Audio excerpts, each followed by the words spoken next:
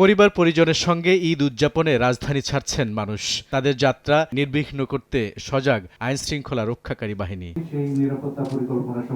ঘরমুখো মানুষের ঈদ যাত্রা ও রাজধানীর নিরাপত্তা নিয়ে রোববার সংবাদ সম্মেলন করে ঢাকা মেট্রোপলিটন পুলিশ ডিএমপি। ভারপ্রাপ্ত কমিশনার জানান, সড়কে যাতায়াত নিরাপদ করতে নেওয়া হয়েছে প্রয়োজনীয় ব্যবস্থা। অতিরিক্ত ভাড়া আদায়, যাত্রী হয়রানি রোধে পরিচালিত হচ্ছে ভ্রাম্যমাণ আদালত। যাত্রী হয়রানি বন্ধ এবং মাত্রাতিরিক্ত বা অতিরিক্ত ভাড়া আদায় রোধে ইউনিফর্ম পুলিশের পাশাপাশি মোতায়েন থাকবে গোয়েন্দা পুলিশ। এসব টার্মিনালে পুলিশের কন্ট্রোল রুম এবং ওয়াচ টাওয়ার স্থাপন করা হবে। নগদ অর্থ স্বর্ণালংকার বহনে এসকর্ট সার্ভিস চালু করেছে ডিএমপি। প্রধান টার্মিনালগুলোতে কাজ করছে বিশেষ নজরদারি ও তদারকি টিম। আমাদের ডিএমপি হতে নগদ অর্থ বা স্বর্ণালংকার পরিবহন করার জন্য মানি এসকর্ট ব্যবস্থা চালু হয়েছে।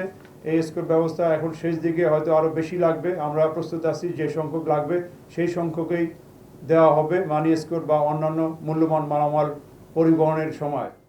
ফাঁকা ঢাকায় চুরি, ছিনতাই ও মলম পার্টির তৎপরতা প্রতিরোধে পুলিশি টহল কয়েক গুণ বাড়ানোর কথা জানান কমিশনার। আপনারা জানেন, ঈদের সময় রাজধানী প্রায় ফাঁকা হয়ে যায়। এই সময় অপরাধীরা যেন কোনো সুযোগ সুবিধা না নিতে পারে সেজন্য টহল কার্যক্রম জোরদার সহ চেকপোস্টের কার্যক্রম বৃদ্ধি করা হয়েছে।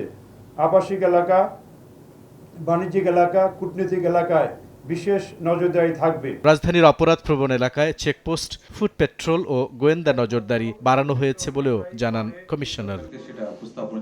বুলবুল রেজা, সময় সংবাদ, ঢাকা।